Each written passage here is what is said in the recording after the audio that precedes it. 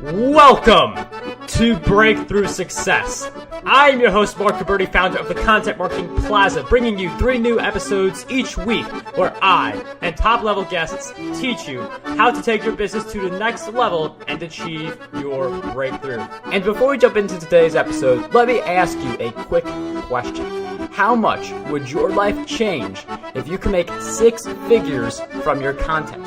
Imagine being able to quit your 9-to-5 job, do what you love for a living, and spend more time with your family. That's what we help our students do at the Content Marketing Plaza, an 8-week program that will help you build your way to 6 figures via your content. You can learn more about the Plaza by heading over to contentmarketingplaza.com, which will be in the show notes. All right, let's jump right back into the episode. One of the things that we have to do to grow our businesses online is to serve our audience. And when it comes to serving our audience, there are so many different ways that we can do, but the key is to create a positive user experience.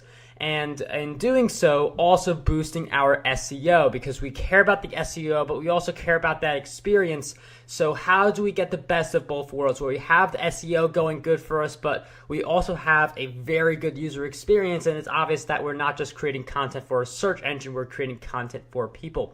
So we will explore that in today's episode. So today's guest is the SEO instructor at DIYSEOcourses.com with over 20 years of experience in sales, marketing, and SEO. She teaches her students how to succeed with internet marketing by working hard, being smart, and always staying focused on the visitor and solving their problems by creating a positive user experience. Today's guest for episode 287 of the Breakthrough Success Podcast is none other than Rebecca Gill. Rebecca, it is such a pleasure to have you on the show. Thank you. Thanks so much for having me. Rebecca, it is a great pleasure to have you on the Breakthrough Success Podcast. I'm really looking forward to this because SEO is just this really important topic. We want to make sure we're able to leverage it while also being able to create that great experience, getting that good dynamic in there. So before we go a little deep into that, I wondered if you could start by sharing a little bit of background for why you decided to start creating these DIY SEO courses. Well, I had been doing SEO for 15 years now. Back then it was probably 13 years. And, just doing some online training with people and doing a lot of events and things like that. And one of my friends in the WordPress community owns a product company, and he had said, you really should think about creating some courses because people need to know what you know, and a course would be a great venue to be able to disseminate that information. And I kind of dismissed him at the beginning, but then I thought about it, and I realized he was right. And so I did move forward with it, and I created the courses, the main one, which is 8 hours long, and then some supplemental ones as well. And the reaction from at least the WordPress community originally was really, really good. And then they've been getting used by people outside the WordPress community as well, just general marketers and small business owners and things like that. So definitely I'm very glad that I did do it because it has had an opportunity to help a lot of people and kind of give them a roadmap for SEO that they were struggling to find elsewhere. And you mentioned that roadmap for SEO, which is something that a lot of people have a really big difficulty with. I feel like people really think it's very complex. There's so many moving parts. What advice can you give just really quickly to kind of simplify that for someone who is a little overwhelmed by the SEO process? So it does have a lot of moving parts and it is constantly changing, but I will tell you that SEO is a process, and at the very heart of the process is really focusing on who you're trying to serve with these search terms. Who is it ultimately that you want to reach? What are their problems? What do they struggle with? And then you make sure that your SEO campaign and your SEO activity are in tangent with that, right? So that they're aligned with that actual person and what they need. And when you start to think about SEO in that form, it doesn't seem to be so overwhelming. And then when you bring in Google into the mix and you think about, okay, what does Google really need to be successful? Google needs revenue. Revenue comes from the ads that they have. How does Google get people to come and click on their ads? Well, they create a really good experience for people who use organic search. And that's simply by finding the best content to answer someone's question that they put into that little search box. And that's Google's goal. And, SEO is about helping Google figure out what is the best content and, having a path to that content so it knows exactly what content to use for a given query. And that is the heart of SEO. It's creating a roadmap for search engines. It's having a plan yourself, and it's always staying focused on that end user. And you mentioned something really important where, Google wants people to view the best stuff, and SEO is that way to tell Google, hey, this content is really awesome. So, it really comes back to creating valuable content and being able to put that up on Google. And I feel like where most people run astray is that they hear about these things like internal links, external links, optimizing for the keyword, and those are all great things to do.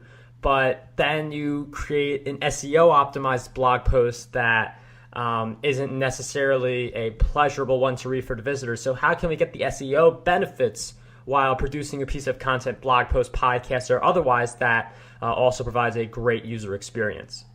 SEO is a balance with usability. And, and I always say that. So when SEO has to trump usability, there's a problem. It should never trump usability. First and foremost, that content has to be of value.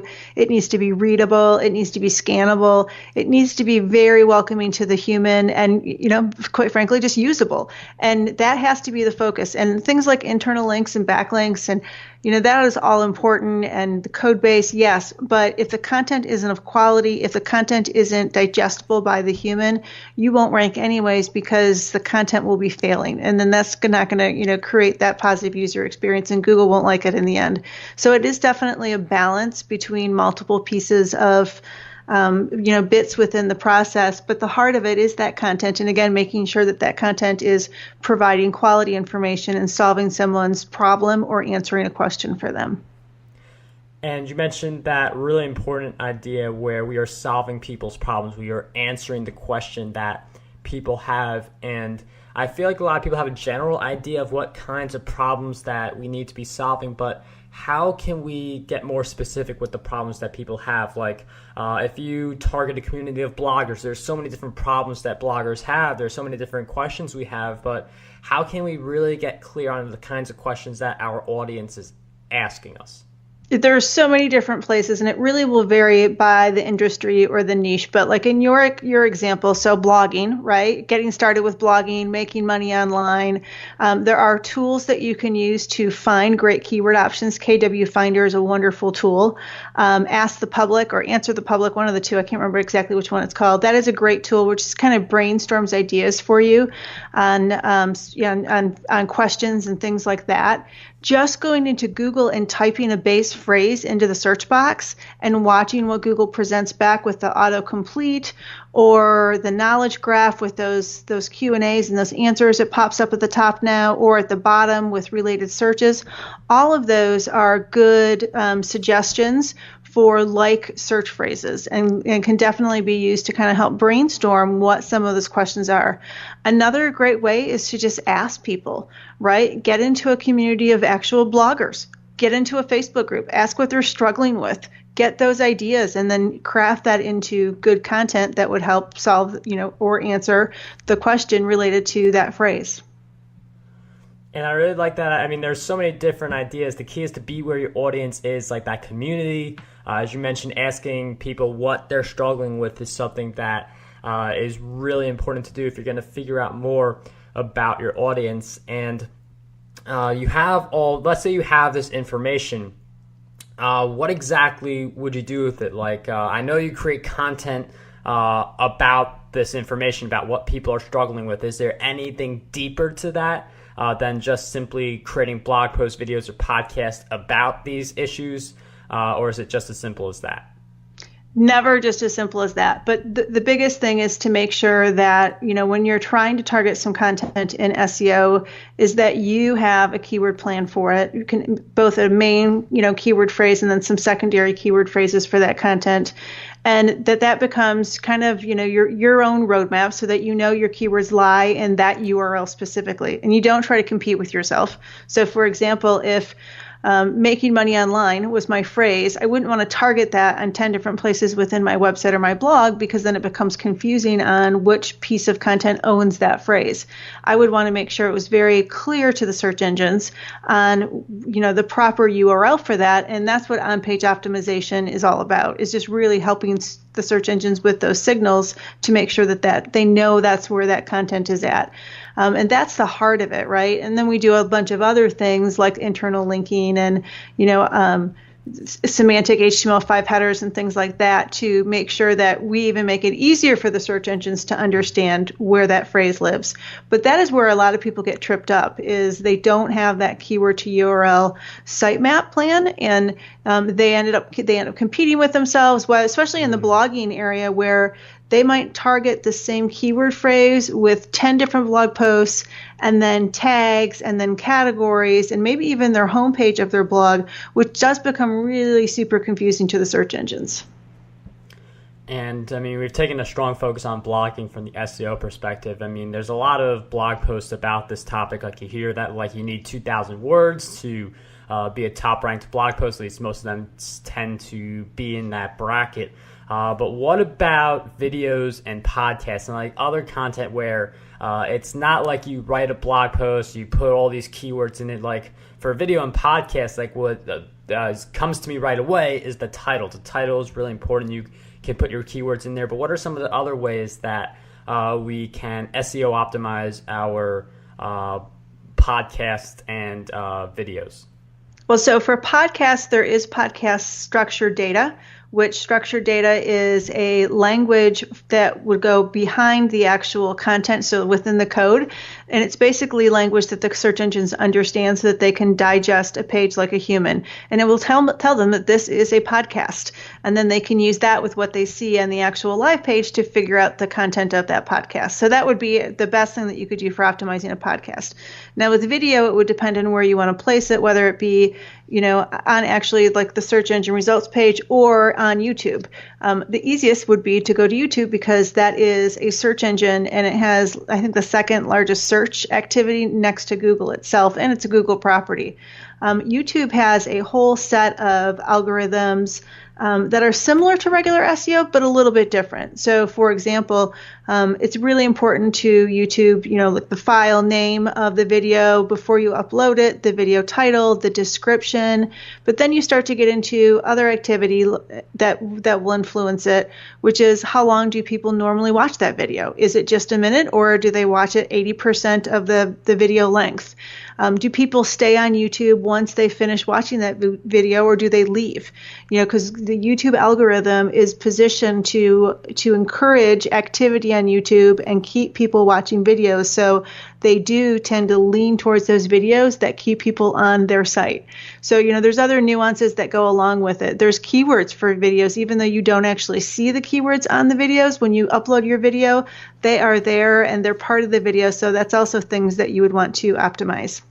So again, lots of moving parts, and each one you're gonna kind of target a little bit differently. As is like stores, if you had an online store, you would want to do things in the online store a little bit in addition to regular optimization. Online stores also have structured data that will help the search engines understand it's a product and it's a product for sale, maybe availability, the pricing, reviews, and things like that. And so many different moving parts. And with the video, like you mentioned, YouTube, since Google, owns YouTube, it's definitely a lot more things that they can do, but definitely a lot more things that you also have to keep being aware of, because all these different moving parts. So we're actually going to talk about how do we find the time to do all this? What's the best approach? So we'll be talking about that after this. So we'll be right back. One of the gifts of hosting the Breakthrough Success podcast and creating the content that I do is the ability to impact people as an influencer. I recognized over time that there are a lot of you who with powerful messages that you want to share with the world. And if you are someone who wants to become an influencer to spread your powerful message and impact others through your content, I recommend you join us at the Advanced Influencer Mastermind, where I'll provide weekly training and you'll be part of a supportive community. For being a Breakthrough Success listener, we'll give you the first 30 days free of charge. Just head over to contentmarketingplaza.com/breakthrough to learn more about the mastermind and claim your free 30 days. And now let's jump right back into the episode.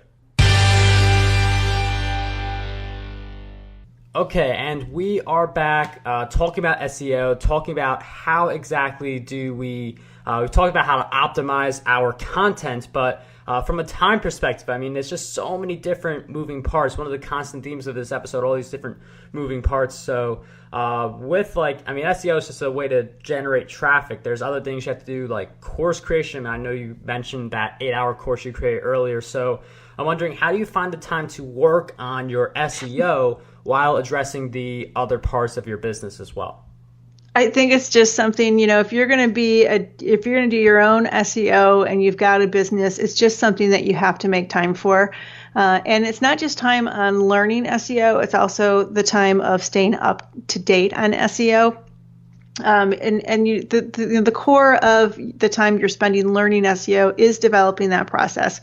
Really, what do you need to go through to really have the right research and strategy and planning and execution, so everything kind of flows together. And that's, the heart of that is finding a solid resource that you can learn from. The wonderful thing about the internet today is there are lots and lots of resources available for learning SEO. Google has its own documentation to help you get started. It's not going to cover everything, but it will definitely tell you the most important areas that you need to pay attention to. There's, free courses, paid courses, ebooks, white papers, podcasts and videos. There's just so many different ways, Facebook groups. And it's just a matter of starting to dig in. And I would tell your listeners that one thing to be cautious of is watch the dates on what's been published, because you can get yourself in trouble by finding a great blog post or an article, reading through with SEO and not realizing it's 6 years ago when it was published. Lots have changed in 6 years. And if you follow everything to the T of what that article said from 6 years ago, it may get you in trouble in today's environment. So, make sure that the resources that you are using are up to date and they're credible. And I think that that's half the battle, because after that, it's just a matter of applying what you're learning and making sure that you're consistent with your, the time that you're spending. And it's interesting you mentioned with the SEO, like a lot of people talk about creating evergreen content, like an episode or a blog post where it's going to benefit people for years to come. But I mean, an SEO article written 6 years ago, again, can really get you into big trouble, because there was that philosophy a while back where you just bought a bunch of backlinks and you were set. And now if you do that today, Google's going to come at you hard, and it's going to be a lot more difficult to rank if you have bought all these spammy backlinks. So definitely interesting to know from the SEO standpoint. You look at an article that's been written 6 years ago, even like 2 or 3 years ago, depending on the topic, it could be a very different world of SEO. Well, and think about these metrics. So in 2017, Google modified the search algorithm 6 times per day. Wow. That's how many times they modified it. That's not even the experiments that they did, because they did, just so many more experiments. But that's how much, Google's tweaking it. And we've seen things really shift in 2018 in the way search engines work, particularly Google, the way the search results page of Google, it's completely different than what it was a couple of years ago. There's so much real estate taken up with the knowledge graph. Structured data is dominating page one. It's a really different world, and you do need to stay up to date on that information. Now, you don't need to, know every algorithm change, but you do need to know trends and, and things that are shifting, because that's the way that you will stay educated yourself, as well as stay ahead of your competition. Now, you mentioned trends, and obviously these can change over time, but As of this episode recording, we're heading towards the end of 2018 as we're doing this. What are some of the trends that you see as being really important for SEO in the future? Structured data and schema is definitely one of them because it is, becoming more and more prevalent. Understanding what the knowledge graph is and what search results are being consumed by it. And the reason that is as Google puts more and more of its own information on the search engine results page, there's less and less click-through rates. And by that, I mean people come into the search engine, they search for something on Google, but they never actually click through to a website because they find the answer right on that page and then they leave. And that's becoming like, I think 30-40% of the time, if not more, I think on mobile. And so, you have to be aware of those things and plan for that. So if you're doing keyword research and you see that the keywords that you're looking at are having the knowledge graph and all, dominating, then pick something different, right? Go after some variations. The average search phrase is 4 words or more now.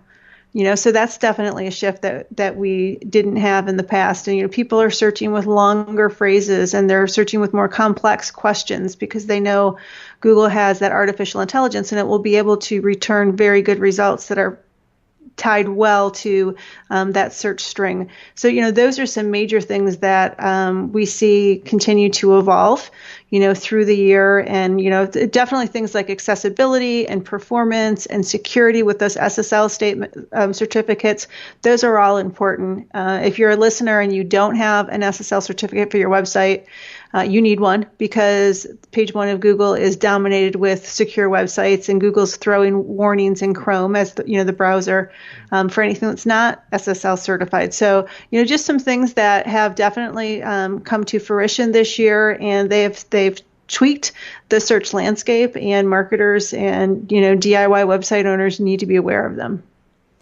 Interesting. You mentioned a lot of different things, that SSL certificate being something that's increasing in importance. Also the mobile. I feel like a lot of people have heard about mobile SEO coming into more popularity, but I don't feel like everyone's necessarily prepared. I feel like some people, they just set up their website and they hope it converts on mobile. So I'm wondering if you could share with us some of the differences between mobile SEO and SEO for a desktop and how it can be ready for even more mobile growth. So here are 2 data points to know. First one is that over 50% of the searches now happen on mobile. They don't happen on desktop. And Google is reviewing and indexing content based on the mobile version of your website and not the desktop version. That happened this year. So if your website has a poor user experience with mobile, it does matter to the search engines, particularly Google. And if you're using a Google Search Console account, you will be getting notifications from Google on where you lack in mobile. And that's because it is so important to the search engine. So you do need to make sure that your website is fully mobile responsive. It does have good speed on mobile devices. It's easy to read. Your font sizes are a specific, minimum font size so people can easily read it. And Google gives all of this information in their help guides. So, definitely things to think about. And if you've not looked at your website on mobile, you definitely want to. And don't just go to the homepage. Browse through some internal URLs to see what's happening. And, can you read it? Do you have pop-ups that are blocking your content and it's difficult to, get rid of them? All of those things can be problematic for your human visitors, which will be problematic for your ranking in search. And it's interesting you mentioned things like pop-ups where they are proven to grow your email list. It's one of those proven tactics. And it looks good on the desktop. It pops up, it takes a fair amount of space, but not too much. But on the phone, it could take up the entire screen. So that is definitely something to watch out for, as Rebecca points out. And I mean, SEO, again, the theme, there are a lot of different moving parts. But there are people who obviously master SEO. There are people who are getting a lot of traffic because they have mastered all those moving parts. So with that in mind, Rebecca, I'm wondering if you could share with us what you believe holds most people back from really being able to dominate their SEO. 2 things. One is time, right? Because a lot of people who want to learn SEO have other things going on, like a full-time job or a business to run. And then the other thing is follow through. They don't follow through with a full process. They start the process, they maybe jump around in the process. They don't finish things. If they launch it, if they do a lot of it, maybe they hasten their time frame for publishing that content, and then don't come back to reverse engineer it to see what worked and what didn't work. What things did you do right, and then try to repeat those. And so those are the biggest things, is time and follow through. And because I'm a firm believer that if someone has enough desire, they can learn SEO. They just need to allocate time to it. They need to have a good process, and they need to have the follow through to make sure that they are doing it from start to finish, so that they can see what's working and what's not. I've taught a lot of people over the years in a number of different manners, right? I mean, podcasts and courses and boot camps and masterminds, and the people that are successful are the ones that had the follow through. And they didn't think that they could do it at the beginning, and they realized at the end they could. They just needed to, dig deep, right, and plow ahead. And I mean, a lot of this is just coming down to the individual. I mean, we are key determinants, the key factors of our own success. So it really comes down to how we think. It comes down to how we're using our time. A lot of great insights that Rebecca pointed out about SEO and any goal we're pursuing in general. Those are some of the things that really hold a lot of people back. Another big thing is just some of the challenges that come along the way. And we just got to be resilient. We got to be able to overpower those challenges. But Rebecca, I'm wondering if you could share with us one big challenge you faced on your journey to SEO mastery and a powerful lesson you learned during that challenge. Oh, I have an excellent one for you. When I first started to learn SEO a long time ago, I was working for someone else. And I read some blog posts, and I tried some things, and I walked into the office one day, and my boss said, "Hey, have you found our website online lately? Because it doesn't appear to be in the Google index anymore." We were penalized so hard, Google took us completely out of the index. You couldn't even find our URL in it, nor any page. And it was because I had read a few things, and I wasn't really trying to do black hat SEO. I just didn't really know that I didn't know they were wrong. And that was a very valuable lesson for me. I had to restart that website and restart that SEO, and I did get us back to where we were at before, but I had to do it with a whole brand new URL because we had damaged the one that we had. And so the lesson is stay white hat. Do what's right for the user. Do what's right for the search engines. Don't try to take shortcuts. If you ever question anything as to whether or not you should do it, you already know your answer. You shouldn't do it, so don't do it. And and that's been a principle that I've had ever since that happened, and that was probably 13, 14 years ago. But I'm glad that I had it early because it really kept me on the straight and narrow, and that's led to a lot of success in many ways. And, listeners need to take that away as one of their mantras as well. I really like that idea of just focusing on what is right for the user because, I mean, if you don't do that, people may abandon you. You see it with different companies who aren't necessarily treating their users right. They get very public about that. So it's just better to do the right thing. And if you really have to question yourself on it, you know the answer right away. So, I mean, it's interesting how you mentioned that you had to change your URL. That's something that some people, it's something to think about in case something bad does happen, having that backup URL in place. So that's definitely one insight to take away.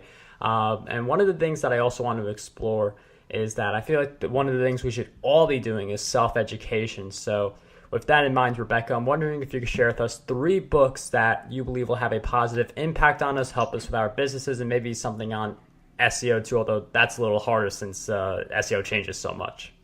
Yeah, SEO books, by the time they come out, they're really out of date unless it's something in more generic terms. And I'm looking, In the Plex is a book that was written a while ago, and that's actually good because it wasn't, about current practices. It was more the concept of SEO and what really matters to Google. So that is definitely one of my favorite books. Let's see, the 12-week work year or something similar to that. That's a good one. I love that book because it compresses stuff down and it makes it not so scary. I'm trying to think of what else is on my bookshelf as I turn around and I kind of look behind me. There's so many different ones to choose from, probably. Yeah, I do have a ton of books. Content Rules is another one that's more about content marketing, and it's an older book, but it's still a really good book because it kind of helps to reinforce the importance of content marketing. Because SEO is great, but you have to have good content to actually optimize and promote and take forward to the search engine. So that would be another recommendation. Rebecca, thank you for sharing with us those great book recommendations. Those will all be in the show notes, markgilberti.com/E287. We will also throw in content marketing secrets in the show notes. That is over at markgilberti.com/CMS book for anyone who is interested. The audiobook is up as well. So that, again, will be in the show notes. But before we wrap up this episode, Rebecca, I've asked you several questions throughout our time together, but what do you believe is one question that we need to be asking ourselves more often?